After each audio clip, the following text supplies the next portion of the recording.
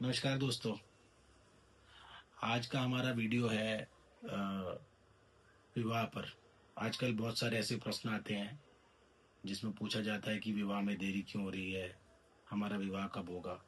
बहुत सारे लोग आते हैं अपनी पत्रिकाएं लेकर, कुंडलियां लेकर, जिसमें ये प्रश्न पूछा जाता है कि विवाह में देरी क्यों हो रही है, कब होगा विवाह।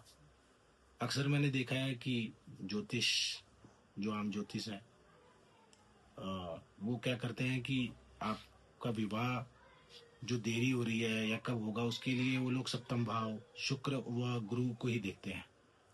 दोस्तों, आज आपको मैं बताने जा रहा हूँ ऐसी दो तीन ट्रिक जिनका देखना बहुत जरूरी है।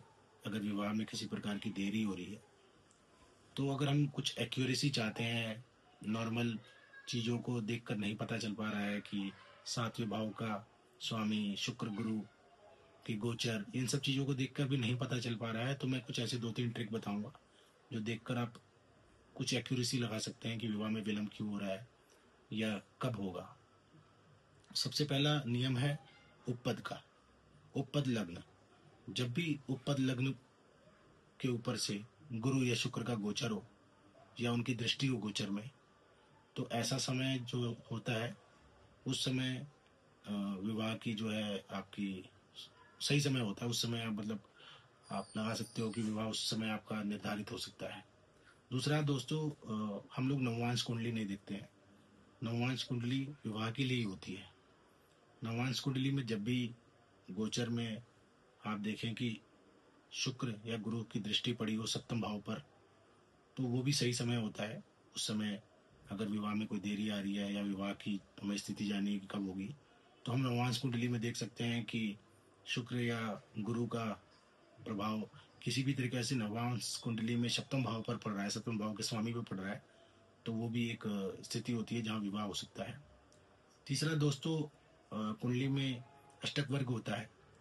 अष्टक वर्ग में जो भी राशि हमारी लग्न कुंडली के हिसाब से सातवें भाव में है, और अष्टक वर्ग में उसमें अगर 6 या 6 से अधिक बिंदु हैं, तो वो भी एक ऐसा संकेत है जिससे पता चलता है कि आपका विवाह जो है सही समय पर हो जाएगा, उसमें देरी नहीं होगी। उसके अलावा दोस्तों, मुझे लगता है कि शनि का प्रभाव भी बहुत महत्वपूर्ण है विवाह में देरी के लिए। अगर किसी भी प्रकार से शनि की दृष्टि या शनि का प्रभाव आपकी सातवें भाव पर है, तो निश्चित शनि डिले का कारक है, और शनि फिर उसमें फिर विवाह में डिले कराता है, देरी कराता है। तो शनि की स्थिति भी देखना बहुत जरूरी है अगर विवाह में अगर आपको देरी दिख रही है तो। उसके अलावा विवाह में हम लोग दोस्तों, चूंकि हम हमें पता है, हमें ज्योतिषों से पता चलता है कि सप्तम भाव ही कारक है हमारे साथी का, तो हम लोग केवल सप्तम भाव ही देखते हैं। लेकिन मुझे लगता है कि उसके साथ साथ हमें दूसरा भाव देखना भी जरूरी होता है, क्योंकि दूसरा भाव हमारे बंधु बांधवों का होता है, हमारे परिवार का होता है। तो हमारी परिवार की रजामंदी बहुत जरूरी है विवाह के लिए। तो दूसरे भाव की स्थिति क्या है वो देखना भी बहुत जरूरी है कुंडली में।